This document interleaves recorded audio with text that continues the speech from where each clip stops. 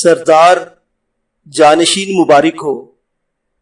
خیمے کے اندر سے بلند ہوتی دایا کی آواز نے اسے بیٹا ہونے کی خوشخبری سنائی۔ فرط مسرت سے شریک کا چہرہ کھل اٹھا۔ اس نے کمر سے بندی تھیلی کھول کر خیمے کے اندر اچھال دی۔ یہ دایا کا انعام تھا۔ سردار کا بیٹا پیدا ہونے کی خبر چند لمحوں میں پورے قافلے میں پھیل گئی تھی۔ شاید کچھ دن یہی رکنا پڑے۔ بوڑھا اشتر بن احمر اپنی بیوی کو مخاطب تھا۔ اس کی بیوی بولی، شاید یوں بھی یہ ایسا مقام ہے جہاں مستقل پڑاؤ ڈالا جا سکے۔ خیر یہ تو سردار کبھی نہیں چاہے گا۔ قبیلے کے لوگ بڑی شدت سے ہماری واپسی کے منتظر ہوں گے، اور اس دفعہ تو منافع بھی کافی زیادہ ہوا ہے۔ اس کی بیوی نے کہا، سردار خود جو ساتھ تھا، لات و منات سردار پر خصوصی مہربان ہے۔ اشتر بن عامر کے ساتھ والے خیمے میں نوجوان حاجب بن قارب اپنے والد سے محو گفتگو تھا۔ بابا، کیا اچھا ہو اگر سردار اسی جگہ کو مستقل طور پر قبیلے کے لیے منتخب کر لے۔ ایسا ممکن نہیں ہے بیٹا۔ وطن کی گھاس کی خوشبو کا بدل دنیا کا کوئی نخلستان نہیں ہو سکتا۔ البتہ اب سردار کا بیٹا ہوا ہے تو امید ہے چند سورج یہاں پڑاؤ رہے گا۔ مختلف خیموں میں ہونے والی چیمگوئیوں سے بے نیاز شریک بن سمامہ بن نتیجہ بن حبالہ دھڑکتے دل کے ساتھ خیمے میں داخل ہوا۔ دایا نے نوزائیدہ بچے کو صاف کر کے کپڑے میں لپیٹ کر ماں کے ساتھ لٹایا ہوا تھا۔ بنو جساسہ کا نیا سردار۔ اس نے اپنے نوزائیدہ بچے کو دونوں ہاتھوں میں بلند کر کے فخریہ لہجے میں کہا، آخر بیٹا کس کا ہے؟ زمین پر بچھے بستر پر نیم دراز عاقدہ بنت سولبہ نے شوہر کی تائید کی، سردار کا بیٹا سردار ہی ہوتا ہے۔ یہ کیا؟ شریک نے حیرانی سے بچے کے بازو کی طرف اشارہ کیا جہاں بڑا سا سرخ نشان بنا ہوا تھا۔ ننھے منھے بازو پر نشان نے کبوتر کے انڈے جتنی جگہ گھیری ہوئی تھی۔ ویسے ہی نشان ہے۔ دایا کہہ رہی تھی کہ گھبرانے کی کوئی بات نہیں، اس نے اچھی طرح تسلی کر لی ہے۔ شریک نے سر ہلا کر بچے کو واپس بیوی کے پہلو میں لٹایا اور اس کے چہرے پر جھک گیا۔ پتہ ہے نا عاقدہ، عہد کرنے والی کو کہتے ہیں، اور جانے شریک تم نے اپنا عہد پورا کیا ہے۔ یہ شرف حبل نے میرے نصیب میں لکھا ہے، ورنہ آپ کی تو 3 کھیتیاں اور بھی ہیں۔ ہاں مگر مجھے خوشی ہے کہ یہ تحفہ مجھے اپنی پسندیدہ کھیتی سے ملا۔ تم مجھے سب سے زیادہ عزیز اور پیاری ہو۔ میری دلی تمنا اور خوشی بھی یہی تھی، یہ شرف مجھے تم سے ہی حاصل ہو۔ یہ فخر میرے لیے کافی ہے۔ عاقدہ کا لہجہ خوشی سے بھرپور تھا۔ اسی وقت خیمے کے باہر سے دایا کی آواز ابھری۔ وہ اندر آنے کی اجازت مانگ رہی تھی۔ آ جاؤ۔ شریک نے بیوی کے بستر سے تھوڑا دور ہو کر اسے اندر آنے کی اجازت دی۔ دایا اریسا بنت منظر اندر آ گئی۔ وہ ایک جوان عورت تھی اور عاقدہ کی ہم عمر ہی تھی۔ دایا کا کام اس نے اپنی ماں سے سیکھا تھا۔ اس کی ماں چونکہ عمر رسیدہ تھی، اس وجہ سے دور دراز کے سفر کے قابل نہیں تھی۔ سفر پر آنے سے پہلے ہی سردار کو اپنی بیوی کی حالت کا اندازہ تھا، اسی لیے اس نے اریسا بنت منظر کو ساتھ لے لیا تھا۔ گو سردار کے چھوٹے بھائی نے اسے بیوی کو ساتھ لے جانے سے روکا تھا، مگر شریک عاقدہ کو ساتھ لے جانے پر بضد رہا تھا۔ وہ اسے سوکنوں کے رحم و کرم پر نہیں چھوڑنا چاہتا تھا۔ وہ یقیناً خود رک جاتا یا سفر کو مؤخر کر دیتا، مگر قبیلے کی مشہور کاہنہ نے سفر کا وہ وقت ساتھ بتلایا تھا، اور شریک کو چونکہ کاروبار کی اچھی سمجھ بوجھ تھی، اس لیے اس کا ساتھ جانا ضروری تھا۔ پچھلے 2 سفروں میں اس کے نہ جانے کی وجہ سے کوئی خاص منافع نہیں ہوا تھا۔ سردار، کیسا لگا ننھا سردار؟ دایا نے نوزائیدہ بچے کو ماں کے پہلو سے اٹھاتے ہوئے پوچھا۔ حبل کا تحفہ ہے، شریک فخر سے بولا۔ اگر سردار کی اجازت ہو تو ننھا سردار میرے رکھے ہوئے نام سے پکارا جائے۔ عریسہ بنت منظر کے دل میں چھپی خواہش ہونٹوں پر سوال بن کر مچلی۔ تمہیں پتا ہے یہ ولی عہد ہے اور قبیلے کی رسم کے مطابق ولی عہد کا نام سارے بھائیوں نے مل کر طے کرنا ہوتا ہے۔ سردار، آپ کا نام بھی تو میری ماں نے رکھا تھا اور آپ قبیلے کے سردار ہیں۔ میں چاہتی ہوں امی کی طرح مجھے بھی یہ اعزاز حاصل ہو۔ میں قبیلے کا سردار بعد میں بنا کیونکہ مجھ سے دونوں بھائی بڑے فوت ہو گئے تھے۔ اصل میں سردار میرا بھائی کنانا تھا اور اس کا نام قبیلے کے بڑوں نے ہی رکھا تھا۔ اس بار عریسہ بنت منظر کچھ نہ کہہ سکی اور خاموشی سے بیٹھ کر عاقدہ کی ٹانگیں دبانے لگی۔ اس کا یہ خواب شرمندہ تعبیر نہیں ہو سکا تھا۔ اس کی خفگی شریک کی نظروں سے اوجھل نہیں تھی۔ بیٹا پیدا ہونے کی خوشی اپنی جگہ، مگر وہ قبیلے کی دیرینہ رسم کے خلاف کچھ نہیں کر سکتا تھا۔ کچھ دیر سوچنے کے بعد اس نے پوچھا، سردار، جب تک چھوٹے سردار کا نام نہیں رکھا جاتا میں اسے یشکر کہہ سکتی ہوں؟ سرداروں والا نام ہے، شریک نے مطمئن انداز میں سر ہلایا۔ اگر میری مرضی کا امر دخل رہا تو میں بھائیوں کو یہی نام رکھنے کا مشورہ دوں گا، اور جب تک نام نہیں رکھا جاتا اس وقت تو یشکر کہہ سکتی ہوں نا؟ اس نے دوبارہ پوچھا۔ نہیں، چھوٹے سردار کہہ لیا کرو، کہہ کر شریک باہر نکل گیا۔ وہاں انہیں پورا ہفتہ ہو گیا تھا۔ مسلسل سفر کے بعد قافلے کے لیے یہ آرام نعمت غیر مترقبہ تھا۔ پانی کی موجودگی سے وہ جگہ کافی سرسبز ہو گئی تھی۔ آگے جانے کے لیے وہاں سے پانی کا ایک بڑا ذخیرہ ساتھ لے جا سکتے تھے۔ سارا دن گپے ہانکنے اور شکار کے پیچھے بھاگنے کے بعد تمام بے سود لیٹے تھے۔ حاجب بن قاریب کو پیشاب کی حاجت ہوئی۔ اس نے سر اٹھا کر دیکھا، اس کا باپ لحاف میں لپٹا ہوا تھا۔ خون کی کافی بڑھ گئی تھی۔ وہ ہمت کر کے رضائی سے نکلا اور خیمے سے باہر آ گیا۔ 20-21 کا چاند گھبرائے ہوئے انداز میں مشرق سے سر ابھار رہا تھا۔ دائیں بائیں ٹیلوں پر نظر پڑتے ہی یوں لگا جیسے کوئی اسے گھور رہا ہو۔ اسے خیمے سے دور جانے کی ہمت نہ ہوئی اور وہیں رفع حاجت کے لیے بیٹھ گیا۔ خیمے کے دروازوں کے سامنے جلنے والا آگ کا الاؤ انگاروں میں تبدیل ہو چکا تھا۔ فارغ ہو کر اس نے ایک لمحے کے لیے آگ پر لکڑیاں ڈالنے کی بابت سوچا، مگر پھر سر جھٹکتا ہوا خیمے میں گھس گیا۔ آگ جلانے کے لیے سردار نے 3-4 آدمی مقرر کیے تھے جنہیں باری باری اٹھ کر آگ کو روشن رکھنا تھا، مگر لگتا تھا اس ذمہ داری پر مامور تمام آدمی سو گئے تھے۔ اس کے خیمے میں گھستے ہی ٹیلوں کی آڑ سے ایک گھڑ سوار برآمد ہوا۔ چند لمحوں بعد اس کے عقب سے ایک آدمی نکل کر خیموں کے گرد پھیلتا چلا گیا۔ ان کے سامنے ایک دوسری ٹولی عقب سے خیموں کو گھیرنے میں مصروف تھی۔ گھیرا مکمل ہوتے ہی وہ خیموں کی طرف بڑھے۔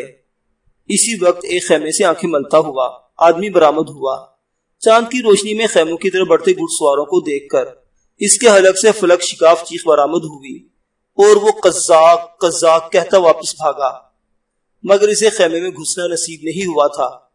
اکٹھے 3-4 تیر سنسناتے ہوئے اس کی پیٹھ میں گھس گئے تھے۔ اس کے ساتھ ہی وہ تمام نعرے لگاتے ہوئے خیموں کی طرف بڑھے۔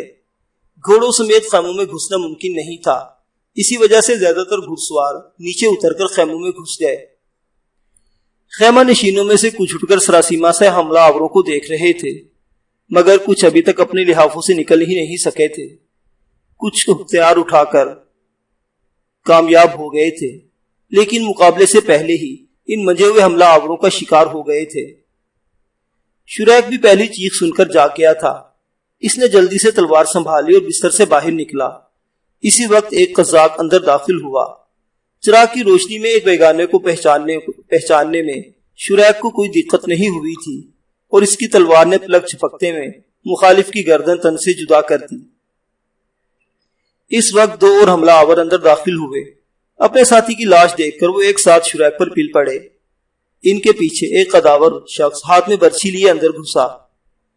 شریک نے جھکائی دے کر ایک حملہ آور کی تلوار کا وار خطا کیا، پھر اچھل کر ایک طرف ہوتے ہوئے اس نے دوسرے حملہ آور کا وار حملہ بیکار کیا اور اس کے ساتھ ہی اس کی تلوار پہلے آدمی کا نرخرا کاٹتی ہوئی گزر گئی۔ وہ تلوار سونت کر دوسرے کی طرف مڑا، مگر اس سے پہلے کہ کوئی وار کرتا، نووارد قداور نے ہاتھ میں پکڑی ہوئی برچی بجلی کی صورت سے اس کی طرف پھینکی۔ شریک کا دھیان سامنے والے شخص کی طرف تھا۔ تیز رفتار برچی دستے تک اس کے سینے میں گھس گئی۔ آقدہ سکتے کی حالت میں بیٹھی تھی۔ محبوب شوہر کو برچی لگتے دیکھ کر چیخ مارتے ہوئے لپک کر اس کے پاس آئی۔ شریک گھٹنوں کے بل نیچے بیٹھا اور پھر بے جان ہو کر پیچھے لیٹ گیا۔ نہیں کہتے ہوئے اس نے اپنے شوہر کے ہاتھ سے تلوار جھپٹی اور زخمی شیرنی کی طرح برچی والے کی طرف لپکی۔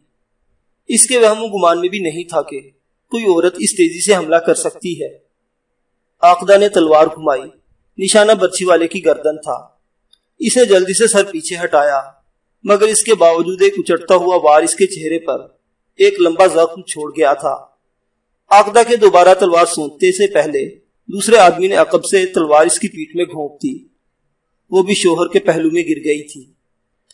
اس خیمے سے متصل چھوٹے سے خیمے کے پردے کی اوٹ میں عریسہ بنت منظر سارا منظر دیکھ رہی تھی۔ آقدہ کے گرتے ہی اس کے منہ سے تیز سسکی برآمد ہوئی، جسے حملہ آوروں نے بآسانی سن لیا تھا۔ آقدہ کو ہلاک کرنے والے نے آگے بڑھ کر درمیان میں پڑا پردہ تلوار کی نوک سے ہٹایا۔ عریسہ بنت منظر نے بھاگ کر بچے کو گود میں اٹھا لیا۔ حملہ آور نے عریسہ بنت منظر کی گردن اڑانے کے لیے تلوار سونتی، مگر پھر جانے کیا سوچ کر اس کی تلوار نیچے ہو گئی۔ بچے نے رونا شروع کر دیا تھا۔ عریسہ اسے چھاتی سے لگا کر چپ کرانے لگی۔ چند لمحے پہلے ماں باپ کی دولت سے بہراور مند بچہ ایک یتیم ہو گیا تھا۔ باہر چلو۔ حملہ آور نے تلوار کی نوک سے اسے ٹھوکا دیا اور وہ لرزتے قدموں باہر کی طرف چل دی۔ قداور حملہ آور کے چہرے پر کپڑا باندھ کر خون کا اخراج روکنے کی کوشش کی۔ سردار، اس کے علاوہ یہاں کوئی نہیں بچا۔ آقدہ کو مارنے والا قداور شخص کو مخاطب ہوا۔ وہ سر ہلا کر پٹی باندھنے میں مصروف رہا۔ باہر نکلتے ہی عریسہ بنت منظر کو چاروں طرف گھڑ سوار دندناتے نظر آئے۔ رغال! عریسہ بنت منظر کو باہر لانے والا زور سے پکارا۔ کیا بات ہے؟ ایک گھڑ سوار نے آگے بڑھ کر پوچھا۔ سردار زخمی ہے، اس کی مرہم پٹی کرو۔ رغال سر ہلاتا ہوا خیمے میں گھس گیا۔ سردار کی مرہم پٹی ہوتے تک باقی حملہ آوروں نے قافلے کے بچ جانے والے لوگوں کو میدان میں اکٹھا کر لیا تھا۔ قافلے میں آقدہ بنت سولبہ، عریسہ بنت منظر اور بوڑھے اشتر بن احمر کی بیوی کے علاوہ کوئی عورت شامل نہیں تھی۔ آقدہ اور اشتر کی بیوی ماری جا چکی تھی۔ بچ جانے والوں میں 10-12 نوجوان اور عریسہ بنت منظر شامل تھی۔ تھوڑی دیر بعد وہ قافلے کا تمام سامان قافلے والوں کے اونٹوں پر لا چکے تھے۔ لاشوں کے کپڑے تک انہوں نے اتار لیے تھے۔ بچ جانے والوں کو مرنے والے اقربا کے دکھ کے ساتھ اپنی موت کا خوف بھی لاحق تھا۔ عریسہ بنت منظر تو باقاعدہ سسکیاں بھر رہی تھی۔ وہ جوان تھی اور جانتی تھی کہ جوان عورت کے ساتھ وہ وحشی کیا سلوک کیا کرتے تھے۔ چھوٹے بچے کو اس نے بڑی سختی سے چھاتی سے بھینچا ہوا تھا، گویا وہ اس کا محافظ ہی تو ہو۔ سامان لدنے کے بعد جسیم سردار قیدیوں کے پاس آیا۔ حملہ آوروں نے انگاروں پر لکڑیاں کا انبار ڈال کر ایک بڑا الاؤ روشن کر دیا تھا۔ آگ کی روشنی میں عریسہ بنت منظر کو سردار کے چہرے پر بندھی ہوئی بڑی سی پٹی نظر آئی، جو آقدہ کے دیے ہوئے زخم کے مرہون منت تھی۔ اس کا ڈرونا چہرہ مزید کری اور بھیانک ہو گیا تھا۔ وہ ایک نوجوان سردار تھا، مگر چہرے پر چھائی کرختگی نے اس کی عمر کو دوگنا کر دیا تھا۔ وہ ایک ایک قیدی کے سامنے جا کر اس کا جائزہ لینے لگا۔ کیا نام ہے؟ تیسرے قیدی کے سامنے رک کر سرغنہ نے دبنگ لہجے میں پوچھا۔ قد کاٹ کی طرح اس کی آواز بھی نہایت پرروب تھی۔ صاف بن ارسل، جوان آدمی تھوک نکلتے ہوئے بولا۔ اس کا بازو اور ٹانگ زخمی تھے۔ قداور سردار پیچھے مڑا اور اپنے عقب میں آتے آدمی سے کہا، یہ زخمی ہے؟ جی سردار، کہہ کر اس آدمی نے آگے بڑھ کر صاف کو پکڑا اور قیدیوں کی قطار سے باہر کھینچا۔ صاف لنگڑاتے ہوئے آگے بڑھا، مگر اسے تیسرا قدم اٹھانے کا موقع نہیں مل سکا۔ قزاق کی تلوار تیزی سے حرکت میں آئی اگلے لمحے صاف کی گردن تن سے جدا ہو گئی تھی۔ چھٹے آدمی کے پاس سردار ایک مرتبہ پھر رک گیا۔ یہ بھی زخمی ہے؟ قیدی گھبرائے ہوئے لہجے میں بولا۔ نہیں سردار، معمولی زخم ہے۔ سردار کے ہونٹوں پر زہر خند ہنسی نمودار ہوئی۔ رغال یہ جھوٹ بول رہا ہے، زخمی غلام کوئی نہیں خریدا کرتا، اور میرا خیال ہے ہمارے پاس اتنا فالتو ذخیرہ خوراک نہیں کہ زخمیوں کو بٹھا کر کھلاتے رہے۔ جی سردار۔ رغال نے اس مرتبہ قیدی کو پکڑ کر باہر کھینچا۔ اس کا رنگ زرد پڑ گیا۔ وہ منمنایا، سردار رحم۔ مزید کچھ کہنے کا موقع رغال نے اسے نہیں دیا۔ اس کی گردن صاف کی گردن سے ایک ہاتھ کے فاصلے پر گری تھی۔ بچہ تمہارا ہے؟ اس مرتبہ سرغنہ نے عریسہ بنت منظر کے سامنے رک کر پوچھا۔ اس نے کانپتے ہوئے نفی میں سر ہلا دیا۔ بچے کو آگ میں پھینک دو، سرغنہ نے اطمینان سے کہا اور پیچھے مڑا۔ عریسہ بنت منظر سورج سے ایک اس کے قدموں میں گر گئی۔ سردار رحم، حبل کے واسطے میرا بھروسہ نصر پر ہے۔ سردار، نصر کا سایہ ہمیشہ تمہارے سر پر قائم رہے۔ رغال نے لقمہ دیا۔ آقا، سہار کے میلے میں چھوٹے بچوں کے خریدار بھی مل جاتے ہیں۔ سرغنہ نے رک کر پوچھا، میلے میں کتنے سورج باقی ہیں؟ سردار، اگلے چاند کے آغاز میں میلہ شروع ہو جائے گا۔ چھوڑ دو۔ سرغنہ آگے بڑھ گیا۔ عریسہ بنت منظر کو انہوں نے بچوں سمیت ایک اونٹ پر بٹھا دیا تھا، جبکہ باقی قیدیوں کو سواری مہیا نہیں کی گئی تھی۔ وہ بیچارے بندے ہاتھوں سے ان کے ساتھ چلتے رہے۔ سامان سے لدے اونٹوں کی وجہ سے ان کی رفتار اتنی تیز نہیں تھی۔ سپیدہ سحر نمودار ہونے کے ساتھ وہ ایک بستی میں پہنچ گئے تھے۔ تمام کو ایک بڑے خیمے میں بند کر دیا گیا۔ خیمے کے آگے اور عقب میں ایک ایک محافظ مقرر کر کے وہ مال غنیمت سنبھالنے لگے۔ عریسہ بنت منظر کو بھی انہوں نے باقی قیدیوں کے ساتھ ہی بند کر دیا تھا۔ سارے خاموشی سے گھٹنوں میں سر دے کر بیٹھ گئے تھے۔ اچانک بچے نے رونا شروع کر دیا۔ اسے خوراک چاہیے تھی۔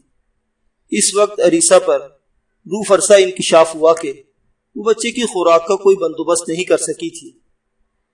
اسے چپ کراؤ۔ بچے کا لگاتار رونا سن کر سامنے والے محافظ نے دروازہ کھول کر سخت لہجے میں کہا، یہ بھوکا ہے۔ عریسہ دبے لہجے میں بولی، تو دودھ پلواؤ۔ اس کی ماں ماری جا چکی ہے، گلا گھونٹ دو، ایسے بھوکا مارنے کا فائدہ۔ عریسہ اٹھ کر اس کے قریب ہوئی۔ تمہیں نصر کا واسطہ یا اخی، کیا قبیلے میں کوئی ایسی عورت نہیں ہے جو اسے نصر کے نام پر دودھ پلا سکے؟ دودھ پلانے کا معاوضہ کون دے گا؟ معاوضہ؟ وہ گڑبڑا گئی تھی۔ اچھا تم باہر آ جاؤ۔ عریسہ بنت منظر جھجکتے ہوئے باہر نکلی۔ اگر ایک وعدہ کرو تو میں یہ کام کر سکتا ہوں۔ کیسا وعدہ؟ اس کا دل بری طرح دھڑکنے لگا تھا۔ سردار ابھی آرام کرے گا، تمہیں رات کو اس کی خدمت میں پیش کیا جائے گا۔ وعدہ کرو کہ سردار کو نہیں بتاؤ گی کہ تمہارے پاس آنے والا وہ دوسرا ہے۔ میں اس بچے کے لیے دودھ کا بندوبست کر دیتا ہوں۔ عریسہ کا چہرہ شرم سے سرخ ہو گیا۔ وہ محافظ کا مطلب جان گئی تھی، لیکن اس کے ساتھ ہی اسے خیال آیا کہ اب یہ اس کا مقدر ہے، چاہے سردار یا کوئی دوسرا تیسرا۔ اس نے تو یہ اذیت جھیلنا تھی۔ اس نے خاموشی سے سر جھکا لیا۔ ادھر کرو۔ محافظ نے بچہ اس کے ہاتھ سے جھپٹا۔ میں تھوڑی دیر میں آتا ہوں۔ عریسہ بنت منظر کو دوبارہ بند کر کے وہ ایک مخصوص سمت کو بڑھ گیا۔ اس کا رخ اپنی ہمشیرہ کے خیمے کی طرف تھا، جو پچھلے ماہ ایک بچے کی ماں بنی تھی۔ یہ کون ہے؟ وہ بچے کو دیکھ کر حیران رہ گئی تھی۔ وہ ہنسا۔ نیا قیدی ہے، اس کی ماں ماری جا چکی ہے، اور اگر اسے دودھ نہ ملا تو شاید جلد ہی اپنی ماں کے پاس پہنچ جائے۔ ٹھیک ہے نا، بچھڑے اموں کا ملاپ ہو جائے گا۔ شموس، مذاق نہ کرو، اسے دودھ پلاؤ، اور جب تک یہ بک نہیں جاتا اسے دودھ پلانا پڑے گا۔ شموس نے بگڑ کر کہا، مفت تو میں اپنے بچے کو بھی دودھ نہ پلاؤں۔ میں کوشش کروں گا کہ سردار سے تمہارے لیے کچھ لے لوں، یا پھر اس بچے کا جو معاوضہ ملے گا اس میں سے چوتھا حصہ تمہیں دے دیا جائے گا۔ ایک رتل کھجورے ہی ملے گی۔ شموس نے منہ بناتے ہوئے بچے کو پکڑا اور بے دلی سے چھاتی سے لگا لیا۔ بچہ کافی دیر سے بھوکا تھا۔ نامانوس لمس سے زیادہ اسے پیٹ بھرنے کی فکر ہوئی۔ رتل وزن کا ایک پیمانہ ہے جو قریباً آدھے کلو سے تھوڑا کم ہوتا ہے۔ عربوں میں نقدی یا سکوں وغیرہ کا کوئی رواج نہیں تھا۔ باہم تجارت وہ جنس، مویشی اور اشیاء کے تبادلے سے کرتے تھے۔ البتہ ہمسایہ ممالک جیسے روم، ایران وغیرہ میں چاندی اور سونے کے سکوں کا رواج تھا۔ ان سے میل جول کے وقت یہ سکے عربوں کے پاس بھی آ جاتے تھے۔ میں تھوڑی دیر تک اسے لے جاؤں گا۔ وہ بچے کو بہن کے پاس چھوڑ کر قیدیوں کے خیمے کی طرف بڑھا۔ عریسہ بنت منظر کا جوان بدن اس کی آنکھوں کے سامنے لہرا رہا تھا۔ سب سے پہلے اس نے اخوی محافظ کو اعتماد میں لے کر ساری کہانی سنائی، اور پھر اس کی رضامندی پر عریسہ بنت منظر کو باہر بلا لیا۔ عریسہ بنت منظر کافی دیر بعد خیمے میں لوٹی تھی۔ قیدیوں کے لیے اس کی اذیت کا اندازہ لگانا مشکل نہیں تھا، مگر وہ خود بے بس تھے۔ ان کی نگاہوں کے سامنے غلامی کی ذلت آمیز زندگی گھوم رہی تھی۔ عریسہ بنت منظر کونے میں سمٹ کر بیٹھ گئی تھی۔ تھوڑی دیر بعد محافظ بچے کو اس کے حوالے کر گیا۔ بچہ گہری نیند میں تھا۔ پیٹ کی آگ بجھانے کے بعد اسے نیند آ گئی تھی۔ وہ معصوم یہ نہیں جانتا تھا کہ اس کی خوراک کی خاطر کسی پر کیا گزر چکی تھی۔ رات تھوڑی سی گہری ہوئی تو عریسہ بنت منظر کے لیے سردار کا بلاوا آ گیا۔ وہ ایک مرتبہ پھر اذیت سہنے کے لیے بندی خانے سے باہر لے جائی گئی۔ یہ بات قیدیوں کے معمول سے ہٹ کے نہیں تھی۔ تمام قیدی جانتے تھے کہ غلاموں اور باندیوں کے ساتھ مالک کیا کچھ کر سکتے تھے۔ وہ خاموشی سے عریسہ بنت منظر کو محافظوں کے ساتھ جاتا دیکھتے رہے۔ بچے کو پہلے والا محافظ اپنی بہن کے پاس چھوڑ آیا تھا۔ عریسہ بنت منظر کی واپسی سورج کے نکلنے کے بعد ہی ہو سکی۔ دوپہر کے وقت انہیں کل کی نسبت اچھا کھانا دیا گیا۔ یقیناً اسے کمزور کر کے بیچنے میں قزاقوں کا اپنا نقصان تھا۔ عریسہ بنت منظر کی واپسی کے چند لمحے بعد محافظ نے بچہ لا کر اس کے حوالے کر دیا تھا۔ وہ کسی سے بات چیت کیے بغیر بچے کو چھاتی سے لگا کر زمین پر لیٹ گئی۔ وہ بچہ جس کا نام رکھنے کی اجازت اسے ملی نہیں تھی، اب اس کا تھا۔ وہی اس کی ماں اور محافظ تھی۔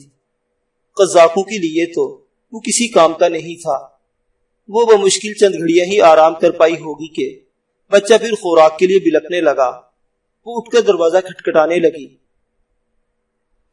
باہر سے درشت آواز میں پوچھا گیا، کیا ہے؟ بچہ بھوکا ہے، وہ منمنائی۔ تو میں کیا کروں؟ وہ نیا محافظ تھا۔ اسے غنم کی بہن شموس کے پاس لے جاؤ۔ بچہ تمہارا ہے اور اسے دودھ شموس پلائے گی؟ ہاں، وہ اسے تفصیل بتانے لگی، مگر محافظ کو تفصیل سے زیادہ اس کے جوان بدل سے دلچسپی تھی۔ عریسہ بنت منظر جانتی تھی کہ اب یہ اس کا مقدر ہے اور مقدر سے لڑ کر بھی نہیں جیتا جا سکتا۔ پہلے بچہ شموس کے پاس چھوڑاؤ۔ اس کا مطمع نظر جاننے کے بعد وہ اذیت بھرے لہجے میں بولی، اور محافظ نے دانت نکالتے ہوئے بچہ اس کے ہاتھ سے لے لیا۔